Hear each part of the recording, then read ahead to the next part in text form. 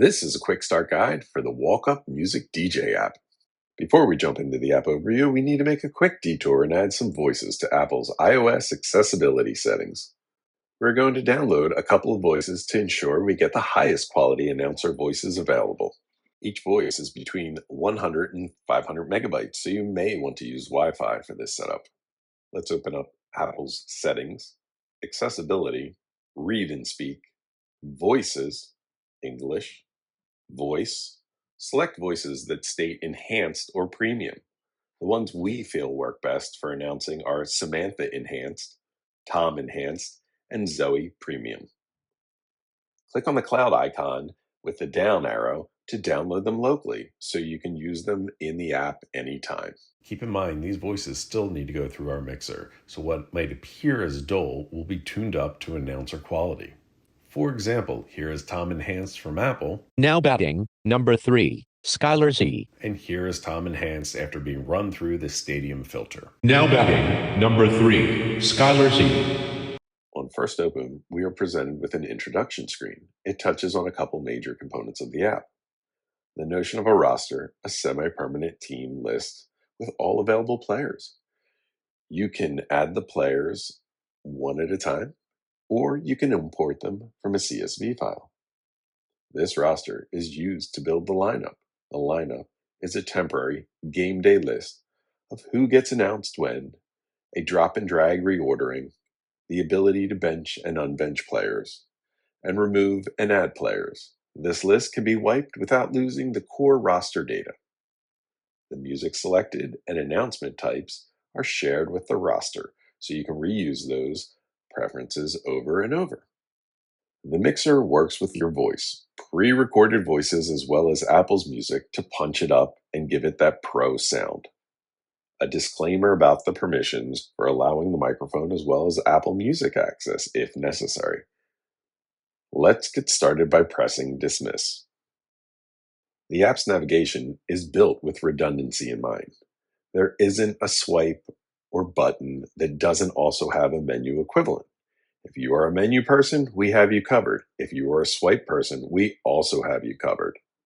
Since this is a clean install, we don't have any rosters yet. Let's start by adding a roster.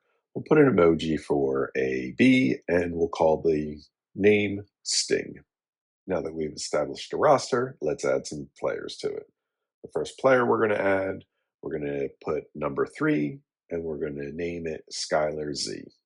From here, you can see that there's a little portion that says in lineup and the toggle is already set to true. And that means that whether we press add player or save and add another, this player actually goes right to the lineup so we can hit the ground running.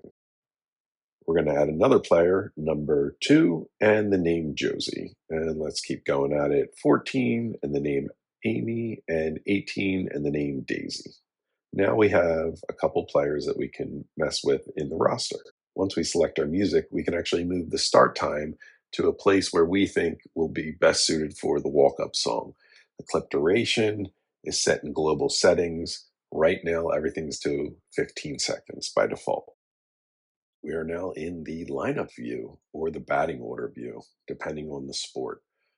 You can see we have Skylar, Josie, Amy, Daisy, and say we want to edit Josie, I can swipe right. I have the ability to remove her from that list that she's still in the roster, or we can click on edit. I'm going to click on edit, and we can see that we have the lineup position where she exists in the lineup today, and the ability to add an intro song or even the announcement. We can announce the player recording, where we'd record our own intro, where we'd say, now batting number 2, Josie. Or we would do the text to speech and we would preview that and see if we like the introduction there. In this particular instance, you can see that we are using a local copy. So we have MP3s that we have purchased and are on the local device in which we're going to leverage and use right from it. Again, it works the same way as if I was using Apple Music. This makes the assumption that if I have Apple Music, which is a subscription through Apple, that I'm able to get a much larger catalog that possibly I have locally installed.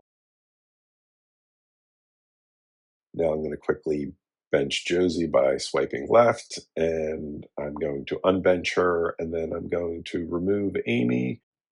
We can see that Amy is still part of our roster, and we can toggle her back into the lineup. There she appears again. We did build in a couple of low quality voice detected announcements. So when you're doing this on the batting lineup, you'll actually see it once and then it'll be suppressed. But when you're going into the preview within the user, it's going to always pop up. This is really just kind of saying that you really should be downloading those Apple Music accessibility voices that are really higher quality. It's really going to make a difference. We're going to stop there. That is it. You can hit the ground running. You are good to go.